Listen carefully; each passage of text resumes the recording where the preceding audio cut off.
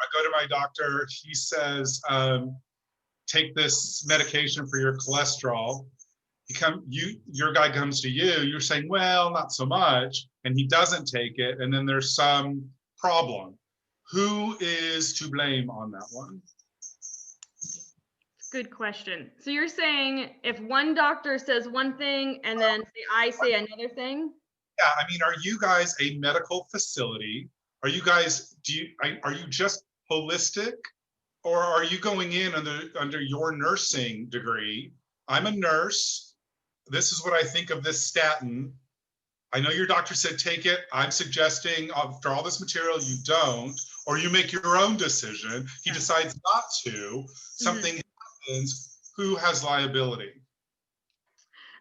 So ultimately, it's the patient who has the decision-making capacity. My role is to be the educator. So I do carry a license because there are some educational, or there are some like skills-based nursing that I use, but under my health educator kind of hat, I do carry liability for my nursing license for the nursing side of things that I do, the skills-based side of nursing. But when it comes to education, that's where we go. Like, we're here to educate the client and let them decide for themselves how they would like to. I'm coming to you as a client, you're going to tell me everything I tell you right now is purely educational. You should go by your doctor's orders. You should listen to what he or she has to say. I am strictly educational, kind of like what they do on YouTube videos when they're trying not to dispense legal advice or medical advice. So does somebody sign something to that? Yes, we practice by informed consent, which is a very clear understanding that says you need to understand that I am a nurse, that I operate under this license, and that what I offer is purely educational. And my job is to get you fully informed with the full risk and full benefits. And if your doctor doesn't have a chance to do that because you have a 20-30-minute appointment with them, then I can fill in the hole and do that.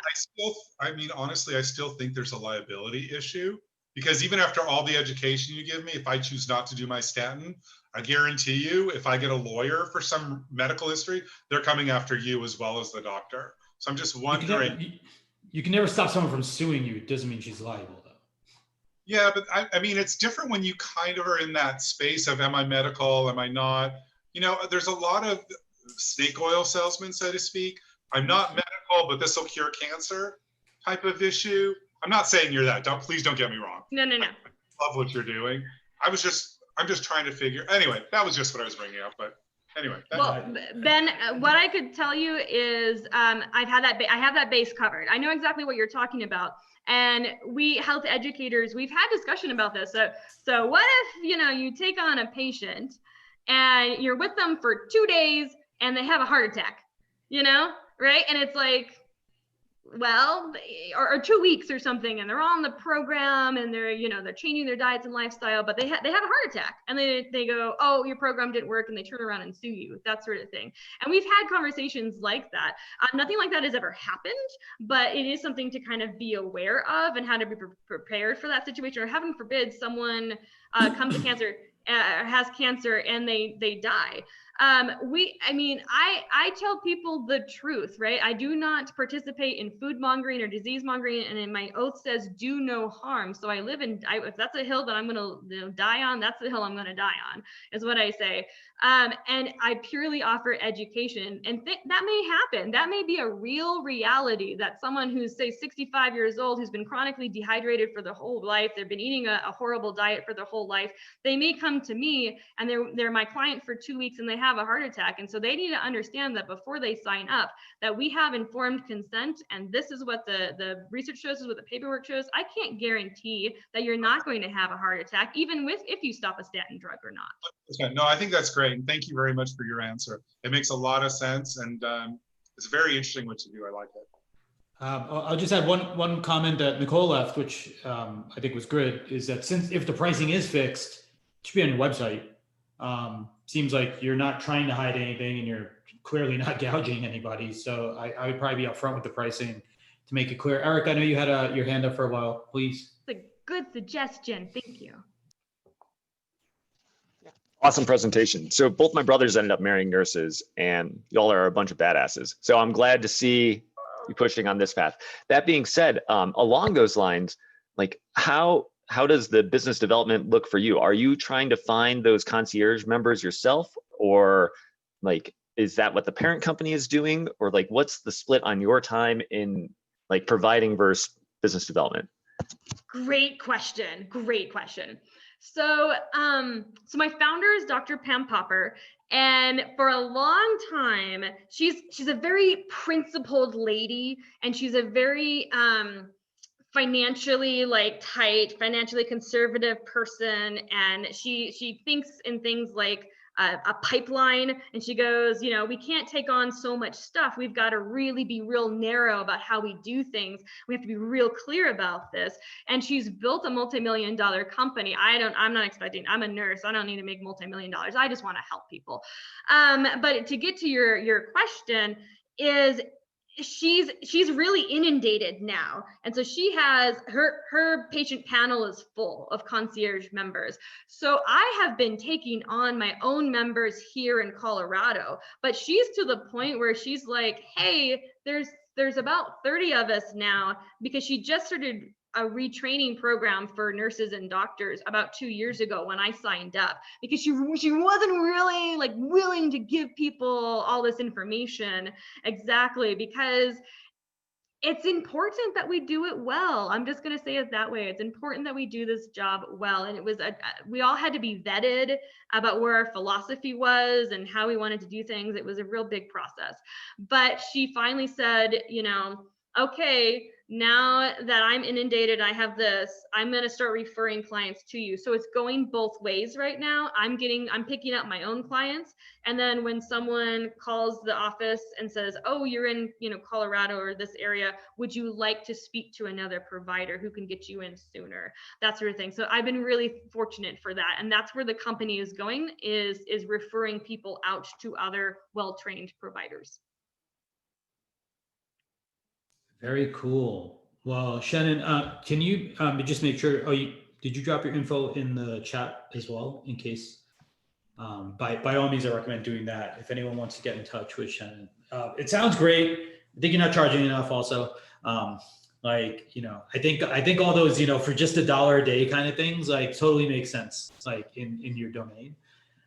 You know, it's a great level of protection that you offer. And, you know, most of the time people, I think you're right. Like fucking Google's like the worst doctor ever, right? Like, oh, and it's changing. It's changing. The algorithms are changing. How I used to do research is changing. You know, like autism is a controversial subject, right? And for some people, it's not to me, because yeah. So, but I have a database of everything on autism, and it's like 1,000+ research articles, and I read all of them. Anyway, but it's just like bookmarked in my folder, and when I went back to go pull it, it's gone. It's gone. So there's and it keeps happening over and over and over again. Anything regarding autism now is disappearing from the internet, and there's lots of things that are disappearing right now. So we researchers started like downloading everything, make sure we had it on hard drives, make sure we had backup copies, screenshots.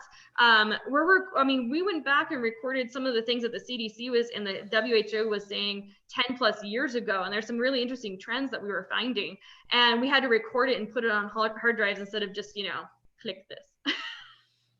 Yeah, well, hopefully science will be back in about a week into the world. Thank you so much, everyone. One round of applause for Shannon. All right, so we have like 14 minutes left. I'm happy to show you guys what I'm working on if you want to see that, or if anyone else would like to share something they're working on. We can also just use these 14 minutes to chat. Do it.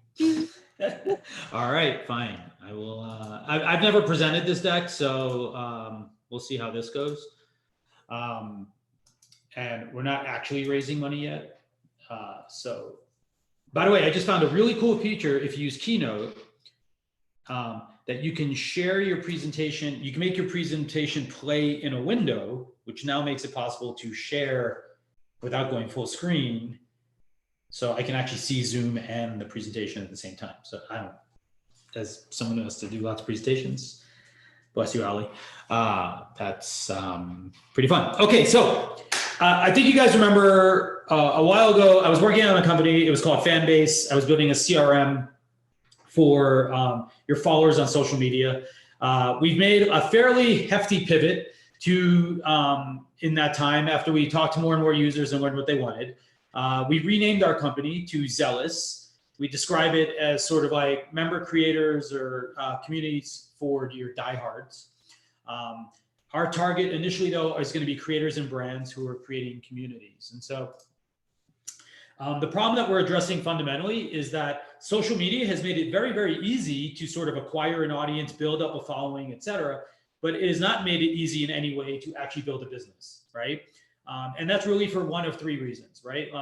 The platforms that we run social media on, they control everything, right? They decide what's appropriate, what's not appropriate. They decide how things are going to look and what shape they're going to take.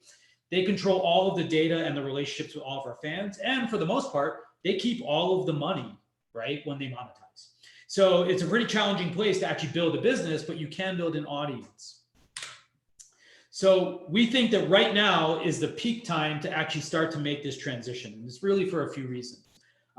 These individuals, they used to be called influencers, now they call themselves creators. But either way, regardless of how you define yourself, they are increasingly trying to establish themselves as businesses, right?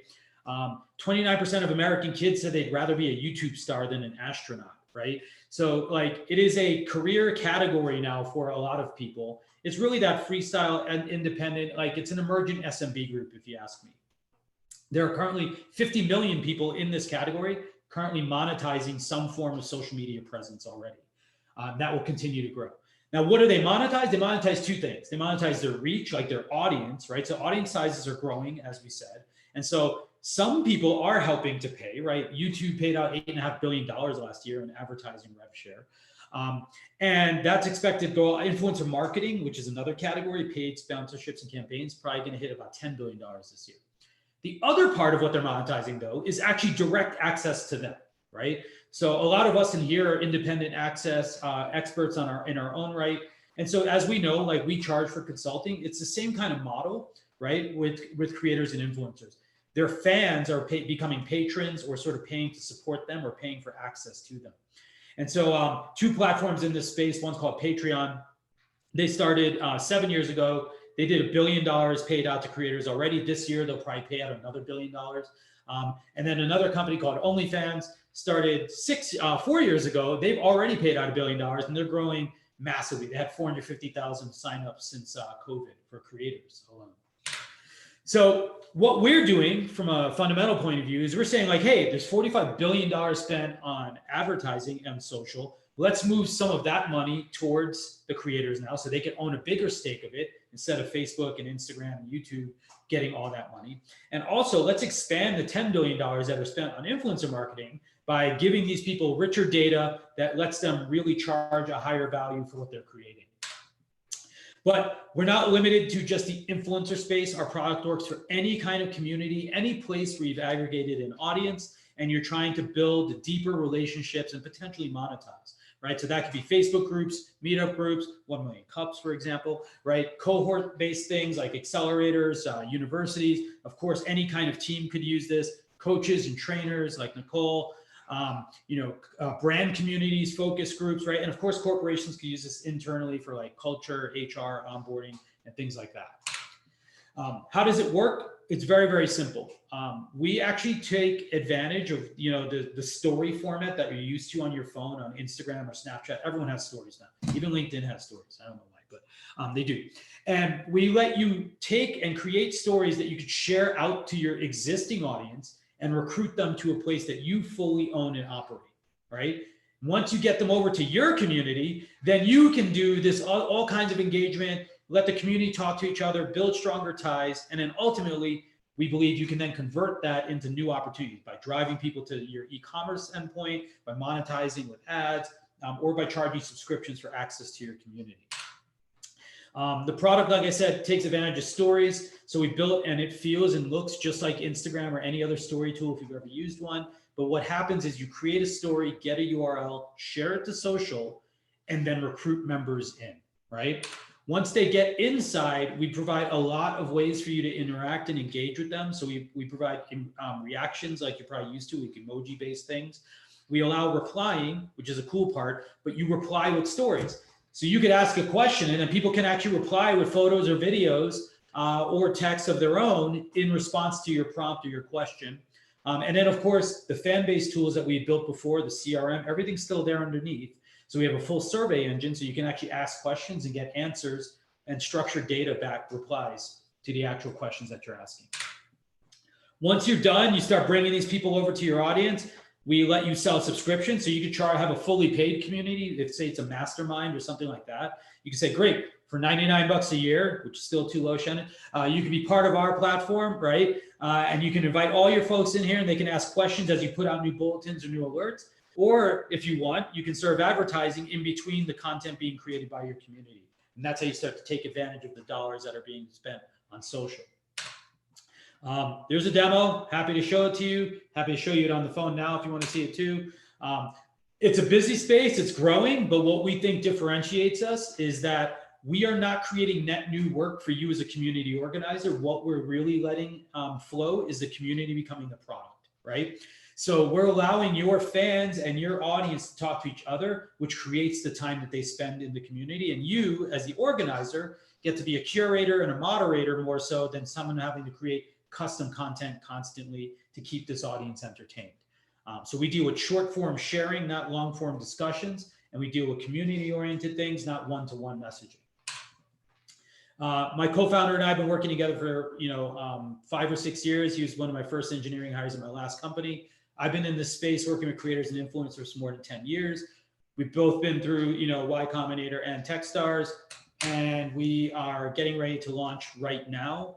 We're starting with categories like beauty and fitness and fashion because they tend to have really high cadence of posting, right? Like makeup of the day, outfit of the day, workout of the day. These are the kinds of things where you can post something and everyone wants to reply on a regular basis.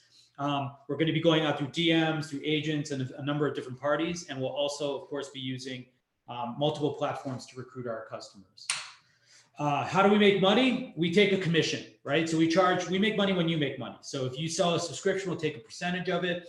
We're also going to have a B2B version of this where you can access all the data and the underlying CRM. And that'll be for a SaaS based on the number of members in your community. So we expect most businesses to go that route. We expect most creators to go sort of the commission route. We're raising $750,000 right now. That'll let us hire a couple more engineers. We'll get to at least our first 100,000 members, and it'll give us about 18 months of runway. Thank you. And that's Zealous.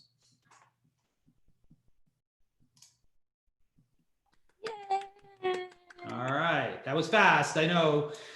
And never done that before. So, so hope it was useful, but by all means, questions, please. I'll start. So as a business owner who is creating a community, watching this, I didn't, and knowing that I am not very good at social media stuff in general, which I think a lot of business owners are. I'm not one of those, the creator side of things. So it wasn't clear to me where this lives and how my community would engage with it. Is it within the social media platform where they first saw it, or is it in a separate place where after I convert them, I'm doing the polls and the other cool stuff? So that's a good question, and the answer is yes to both, right? So we designed it specifically so that you don't have to give up or stop using social media. That's not our goal, right?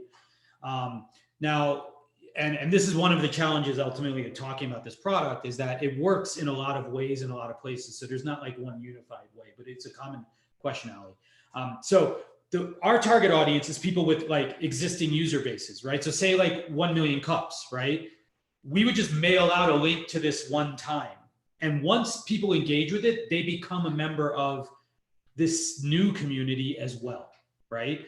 Now, they don't ever have to install the app. They don't ever have to do anything else, because every time you share an update through this system, it actually notifies everybody of all your new updates, right? If you are on social media, it might be a link in a tweet, a swipe up on an Instagram story, a link in your Facebook post. It could exist anywhere you want, but it sits as a layer above whatever you're already doing, right?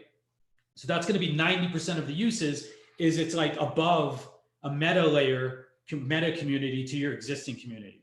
For some people though, it will be the entire thing, right? Like, so for some people, they could use us to start from scratch and create the whole community on our platform as well. We don't like force that pathway, and we're focusing on the folks with an audience more so than people trying to, like, we're not a tool for building your audience. We're a tool for capturing the audience that you have from a place that you're renting to a place that you own.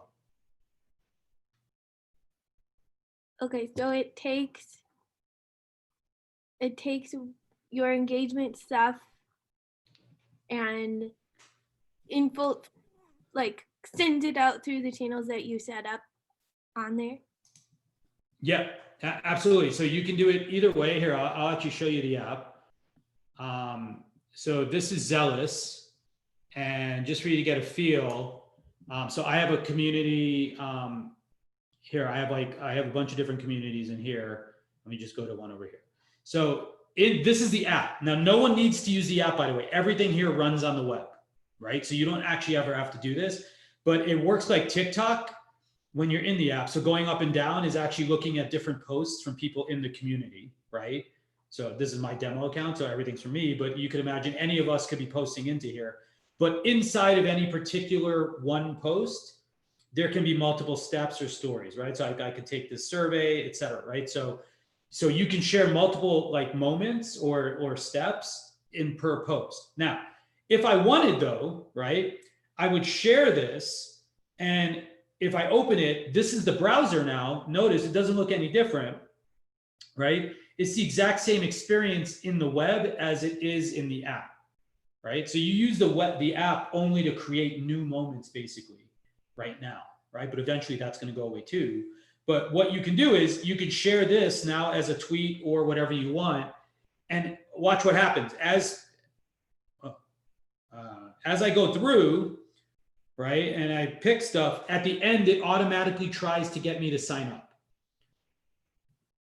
And the second I sign up, right, I'm now going to automatically be part of that community, right? So here, I'll just sign in. Now I'm part of the community. That's it. So think about it. If you've got a Twitter user, you got 4,000 followers on Twitter, you don't know one of their email addresses, right? If you got 10,000 followers on Instagram, you don't know one of their email addresses. The second you send them to us, you now and they come through this process, you've got their emails, and every time you make a new post, they're going to get an email about what you've posted. Okay, so it's like a CRM for all your social media following. Yes, that's absolutely a good way to use it. Okay.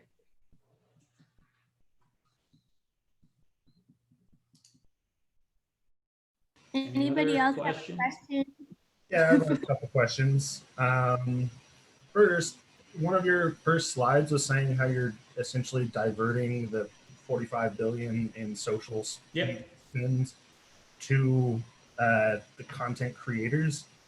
You just said that this whole thing is built on top of social media, so it sounds like I still need to advertise on social media to drive conversions and build a community, and then they move into your ecosystem, and then I'm asking them for money or something. Is that sure? Summary? So, well, let me give you an example. If I was a fitness influencer and I post my workout for the day, and then I say, "What are you training today?" and then 4,000 people reply in the comments. Do you know who makes money when those people reply in the comments on Instagram or on Facebook? Facebook and Instagram. If they reply in my app, do you know who makes money? I do, right? Because the traffic is on my platform, not on Facebook or Instagram, right? So Facebook and Instagram are great tools, but they should be marketing tools, not sales tools, right? And today, those two functions are converged. where like if you're an influencer, your marketing and sales happening in the same place. It's all on Instagram or Facebook. So what we're saying is let's separate those two. You should keep using Instagram to find new customers. That's your funnel, right? Top of your funnel. But what you want to do is get them to a place over here where you control the environment. And so when those fans are replying, you're creating net new CPM for yourself, right? And then that net new CPM you can market, right? So you could actually charge to insert advertising interstitially inside of your own CPMs instead of giving it all away to Instagram and Facebook. Sure. That's the piece I wasn't getting was like, how are you actually diverting this 45 billion? It sounded like it was all still going to the social, but it's in that second step of after you've gotten engagement, like normally the follow-up engagement is still in social media. And now you're saying you want to divert that into an ecosystem you control as the yeah, that I mean, that's my guess, right? Is that, you know, like if I create a community where fans can be closer to me, that they're going to choose to be closer to me, right? Because there's more of a chance that I'm going to reply over there. There's more of a chance I'm going to see it. There's more of a chance that I'm going to feature that content in my mainstream, et cetera, et cetera, et cetera, right? Yeah. So what we've seen, by the way, industry standard, like 1 to 3% of your fan base will actually convert to a paid subscription. Yeah. What was your big pivot? You said you pivoted recently. So the original product was actually just the survey part underneath. So, and what we found out was that influencers and creators they don't think far enough down the pipe about like so marketers love it. They get like having structured data, being able to leverage this data to create segments and do targeted marketing, things like that. That's not the way that influencers and creators think though, right? So what we focused by building the app the way we built it is we focus back on what they care about, which is engagement and monetization, right? And so now one of the things that you can see in here, right, is that when I'm in the app, right? So let's say I shared this story, right? I can actually reply right now to that thing with a photo, right? And so by creating that loop, right, we're getting you actually a kind of engagement you can't have today, right? Because you don't follow your followers follow you.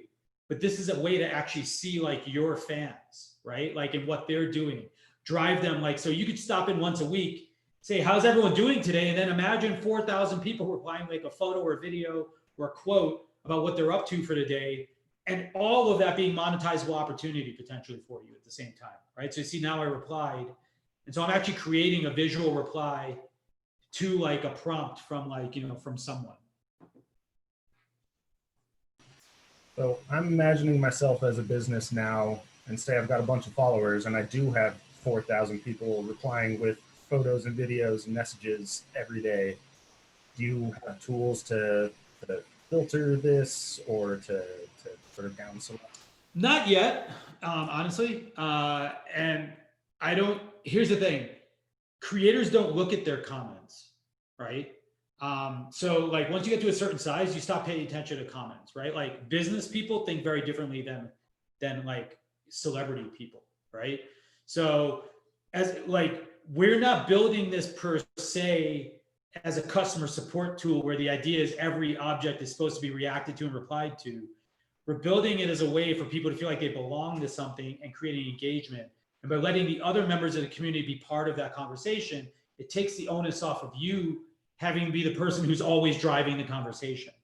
Now, you'll see like that the photo maybe got like 8,000 likes. And so you'll be like, what's this photo? Why is it people like it so much? Then maybe you'll participate in it, right? But like, you know, I think there will be more tools over time, but this is still like our MVP at this point. Thanks, Derek. Awesome question. Thank you. Oh yeah, we're late. I want to acknowledge that it's a little after 10, so thanks everybody for joining us. We can keep discussing with Gregarious, but I don't know if we want to do the end of the slide. Absolutely. Let me get the slides. Hold on a sec. Well, everyone knows how to find me, so just hit me up if you want to chat more. Let me get the slides. Where are the slides at? Here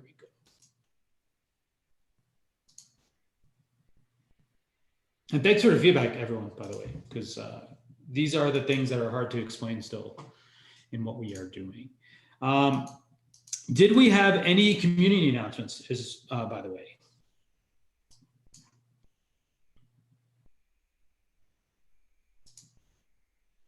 Oh, hands?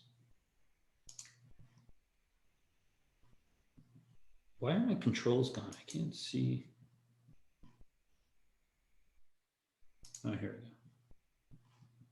No community announcements? Okay. Let me just see here. No. Oh, wait. Go ahead, Brendan. Do you have something? Not really, but well, yeah, I guess. Sorry. We're doing a free webinar tomorrow, actually. I mentioned it at 6 o'clock, so I can put the information for that. So it's called Women and Investing, Creating Financial Freedom. So that'll be a really good one if anyone wants to join. Cool. I got a quick announcement. Halloween is on Saturday, just in case you forgot. I don't know what we're doing with COVID and everything, but it is Halloween on Saturday, just saying. Oh, and it's daylight savings. Good to know. Good Yeah. to know. Okay. Hi, baby. Baby's here. I do have one Founders Live. Next event is November 11th. So if you're interested in presenting your company, it's a 99-second pitch competition. If you can use $5,000 or $10,000 in Amazon Web Services credits, by all means, you should consider pitching at our event. And we do pitches, not presentations. So I think that's it. Thanks to all of our friends who help constantly behind the scenes, Ali, Nick, Kevin, and Carter. And we will see you all next week at the same time, same place. So Gary, yes, what's the date on your event again? November 11th. November 11th. Okay, and that's a founders event. Yeah, Founders Live. Okay, awesome. Good to see everybody today. Thanks, Gio. Good to see ya. Good to see you too. Ali, I've got to ask you a quick question now that we're just kind of in informal mode right now. But you mentioned that you're not a social media expert. Who does your social media? It's amazing. Oh, sorry. You cut out a little bit. But did you say who does our social media? Yeah, I was just asking. You mentioned that you're not you're not expert with social media, but your social media, whoever does it, is just amazing. Who does it for you? Yeah, her name is Ashley. Actually, Ashley and Rachel, they have a company called Honeypot Social. Okay. And I would recommend them to anyone. They are just amazing. It's honeypot.social, their website. Okay. Here in Reno, we actually started in Reno. And she also does the social media for the Midtown District in Reno. And so yeah, they're wonderful. I am not a social media person. Well, at least you're involved, because I've connected with you on LinkedIn, but I see the postings and everything, and they're really well done. So yeah, they're really doing good work for you. Thank you. Thanks. I will tell her that she'll appreciate that. What's her name again as well? Ashley. Ashley. Okay, I'll look them up. Yeah, they do great work. Yeah, they do. Well, thanks, guys. Thank you all too. Have a great morning. I still make house calls, so I'm about ready to run out and make another house call with the client and have a good time with them. I always ask my clients, what's your level of comfort if I need to wear a mask or whatever. Yeah. But I will let you all go. Feel free to check out my phone. I'm available by phone, email, website, however you want to get in touch. We'd love to have a conversation. Thank you all. Thanks, Shannon. Bye. Everybody.